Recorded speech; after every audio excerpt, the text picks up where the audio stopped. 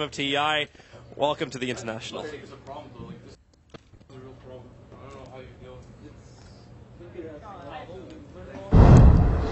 All right, game one. As our casters were saying, probably the most convincing game we've seen so far in TI5. Of course, we just started, but still. And, of course, coming out from Secret, no big surprise there. Now, when we were looking at the draft earlier, we were looking at IG. We were talking about what can they do, maybe some early aggression and whatnot. The game, though, eventually didn't. The draft even didn't pan out exactly like what some of us were recommending, and now Secret just goes ahead and steamrolls through IG. Where does IG have to change things? Does it start from the draft, or do you think it was also just a lot of things in game? I think the draft was good, honestly. I think they just flat out got outplayed. And a couple of things to highlight. I guess the ancient stack being stolen is a really big deal. It's an effective. I don't know how many stacks there were. If it was I think it was 3. So 3. So that's like a gold swing of you lose 1,000 and they gain 1,000. So this is 2,000 net worth swing, right there, right. Which of course has a huge impact on the game. Maybe Gyro doesn't get a key item. Maybe that's what brings TA ahead in the game, right?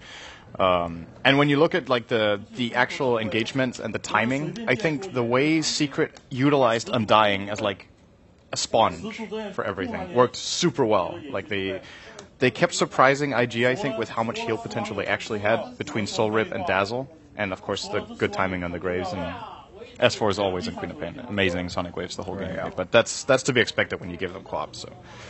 Okay, now, something that we pointed out right before we went into the game was, okay, well, so they don't have any stuns. Like, they don't really have any way to guarantee lockdowns on the side of Secret. Winter, do you think that the reason that worked out was simply because, like you mentioned, I mean, if any team's going to do that, it's Secret and they're confident enough?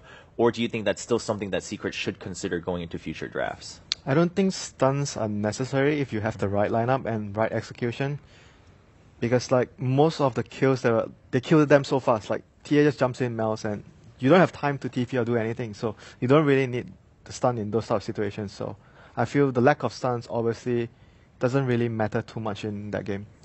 All right. Well, let's take a look at some replays as we talk more about the game. Of course, just to highlight some of the moments. I mean, a makes lot of it very difficult for anyone else from IG to focused. chase down. And in fact, he doesn't even kill the Tombstone. He has to move over to help out against. And as you talked about Undying acting as the sponge up front, Rupture already blown on the Queen of Pain in the back line. And I mean, it seems like IG, they just simply didn't have enough damage, and I think a lot of that was due to the early pipe pickup by Team Secret. And you'll very rarely see teams pick up pipe, but I think that Puppy and the rest of Team Secret actually pick it up far more often than most teams. And it's a really good item. Like it shouldn't be gotten as often as Mech, but they should be at least like comparable. And against Zeus is really good. Against Zeus is very good, and it's I think super underrated. It's also nice against Gyro.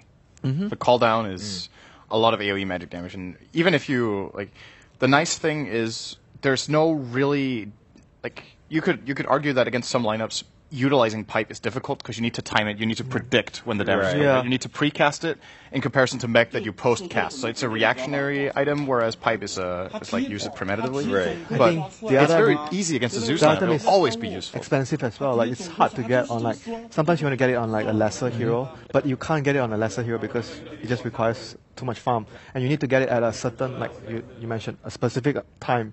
Otherwise, it will be like maybe useless. I mean, it's still 10% magic resist, Aura. With the, but the biggest thing is you want to use it to push. So you want to get it at a timing window that you can actually utilize it to push or siege high ground. I mean, it's also just really useful for Bloodseeker and skirmishes, even if you aren't pushing, so people don't get low. Like, I feel like he wasn't able to really, get out of control.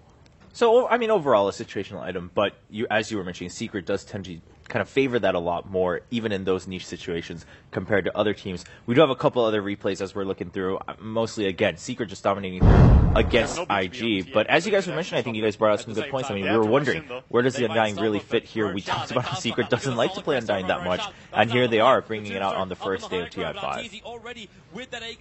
You can't. I think this is just a misplay from Burning. He's running into the pit alone with the Gyro in front. Of course, he does have BK Beyond, but he ultimately just gets completely out of position. He runs into a TA who's already killed Roche. That's a one-on-one he's not going to win against Arteeza right then, and then he has to run all the way back. I mean, it just shows you his sense of desperation. Yeah. Like, he has to do something, and maybe he'll get lucky enough that, like, he gets bashed, Roshan's at, like, one hit away, he takes it takes Aegis, and that's the sort of play that you have to hope for. I mean, it all starts with preventing TA getting the first Aegis, and that's really difficult, but once you're that far behind, you have to make those sort of plays. All right, and we do have one last replay, pretty bloody one. where most people do end up dying and having to take a little break from the game. But as we take a look at that, just shows, again, how many fights we did have in this game where Secret ends up taking game 1 against IG. This is actually the best fight IG get all game. Because they get a pretty good Winter's Curse, I think, in this one, in a moment. It isolates one target. They get S4 out. They actually, it's the call down that's really good. The Zeus ult. So they managed to finally clean up some kills. This is what their lineup wants to do. They want to get them low so that Bloodseeker can start hitting really hard. You see how he's laying into S4. But then this response just absolutely the way they're lined up. Yeah. This was actually, if that Sideblade hit doesn't like splash all the way back, they actually get a decent trade. But Arteezy ends up cleaning up instead. And that's just, you know.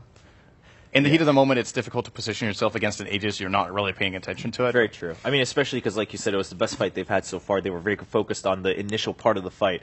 And then, unfortunately, didn't take into account the Aegis. And then, of course, TA coming back up, Arteezy cleaning up. Only last man alive, last man standing. I think was pretty happy about that. Overall, the concept of not having enough stuns is a little overrated. I think that, you know, their lineup had a lot of positives. You mentioned, like, they can kite people constantly with the tombstone and the traps. Like, they have great chasing potential with the track, and they just have a ton of damage output. Like, who needs stuns when you just kill people in like half a second? It doesn't really matter. So I think, yes, having disables is important. Sometimes maybe you need to lock down an Ember or a Puck or a Queen of Pain, but having a lot of damage and other utility, because obviously you're sacrificing something if you don't have any stuns. But I think the benefits that they showcase in this lineup was definitely worth it. The thing about this lineup that Secret is running is, if you think of stuns, I like to think of like ease of execution. Like when you have stuns, it's more determined, it's more defined how you're going to play. Right? It's like this stun selects a target. This is the guy we go on. This is how we play it. But because Secret are so good at playing this style, they don't actually need it. But I would say you take the lineup Secret has, like, and you put it on lesser teams, they would have a really hard time making this lineup work and come together. Yeah, that's why I mentioned it's harder to execute if you don't have stuns and you don't have direct lockdowns. But it doesn't mean that it won't work. It's just harder. Right. Yeah, it's not a necessity. It's just generally, if you have the choice, most people would choose to take a stun in that last spot. But Secret, proving that they don't necessarily need it. We do have some updates from the other matches. We were watching a couple of them outside. LGD is up 1-0 against Complexity. And then between Navi and C9, the game isn't over, but Navi seems to be ahead. But we know that can go either way when C9's in the game. So we'll have to wait and see until the game ends, and then we'll find out when we get a secure you only needed to get like 2.5 hours into TI before you made that call. Very impressive. I caught right on to that one. Hey, after watching the first match, I was like, all right, I see what's going on. I got you, C9. All right, well, game 2 coming up here between Secret and IG. We were just looking at the players, obviously going through just a couple last-minute reviews. And something we discuss every time, I mean, how much do drafts need to change? So far, I mean, someone was calculating on day 0, so yesterday for the wildcard play-ins, we had, 50 heroes that were picked and banned, and 44 of them were played at least once, so picked at least once. So already a pretty big diversity, so generally that means that we have been seeing changes overall. It seems like most people are taking that advice to heart, where you don't want to run the same lineup twice, whether you're winning or losing, especially in a best of 2, right? Because it's not like we're up 1-0 and then we have another shot. It's like you want to secure that 2-0. Yeah. You want to make sure you bring out something new. On the side of IG, you guys already said that draft-wise, we're looking at Tron being pretty aggressive about something you wanted to point out in game 1. But if the draft wasn't the problem and in-game was an issue, do you still think that they should try something new just to give a change of pace for the team, for IG, I mean? I think it's more Secret's flexibility that's overcoming IG rather than something that IG is doing. I mean, IG is just playing their, sort of standard game Ferrari, trying to do heavy damage, burning, on a hero like he normally plays. And I don't know, it just doesn't seem like anything unusual, right? Whereas Secret, you never know what they're going to pick. We saw them run Keeper to Light and the Queen of Pain, and they always have some different elements. I haven't seen TA on Arteezy in a pretty long time. And it's just always unexpected. And even during a draft, we're like, oh, they never pick Undying third pick.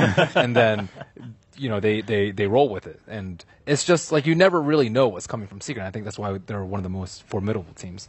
All right. I mean, Winter, any thoughts on IG, whether something they can look for a draft, something that you might even advise if you were there? I think mainly it's the support. So I feel as much as you talk about Ferrari and the other calls, but I think the primary issue is whether you give Tron and Faith supports that can roam and kill. Wyvern is in my opinion, very defensive at times, and you can't really be very confident in initiating fights. Sometimes you want to wait before you drop your ultimate instead of using your ultimate as a first move spell or trying to make a gang happen. So I would much rather see something like what I mentioned before, a Mirana or even a Conquer, more aggressive play. Yeah, that's something you guys kept bringing up. We didn't see that in game 1. while we wait, we do have this beautiful scoreboard behind us for the group standings so far. It's quite lovely, but we only have a couple matches to show. But at the very least, I mean, Complexity actually up there with 3 points. They did get that 2-0 against MVP Phoenix. So starting off on strong footing, but they are up against LGD right now. Doesn't sound like it's going too well, but we'll find out in Game 2. Of course, Group B, all zeros yet. We haven't gotten to the Group B matches. We'll get to that in the later half of the day. But right now, I mean, still anything can happen. But we were talking about this earlier, right? With this kind of point system, not only does every match obviously matter more and more, but if we have more ties, then suddenly the 2-0s become like double in value. Because if every other team has tied, your 2-0 is just way more valuable because no one else has had those 3 points. And you're 2 points up ahead of everyone else. If you have multiple draws, immediately game is hard. Yeah, that's true. So yeah, that does say a lot about where the teams are. All right, so right now we are waiting for Secret and IG to decide, who's going to take those points. Secret up 1-0. Do we expect Secret to be able to take it just 2-0, given what we saw in that last game? I just think they're generally paired very well versus IG. Just because I think IG relies on like superior teamwork, not necessarily like superior drafting or overall strategy. I think they try and outplay other teams, and Secret is really good at outplaying other teams. And I think when they get caught off guard, like Fnatic strong lanes, for example, or get outdrafted, which I don't think IG outdrafts very often, like by let's say EG, I think that's when they're most vulnerable. And IG, I just don't think that Secret views them as a big threat. Okay, what about you, Sindri? Once again, I think they have to play early aggression way more than they do. I think the double roaming is a solution. I like the Mirana suggestion by Winter. Do you like Chen plus Shadow Demon? Chen, Shadow Demon. Something along the lines. Chen has kind of fallen off because of the nerf. Something that can bring aggression, for the first few minutes. Enchantress. Yeah, Enchantress.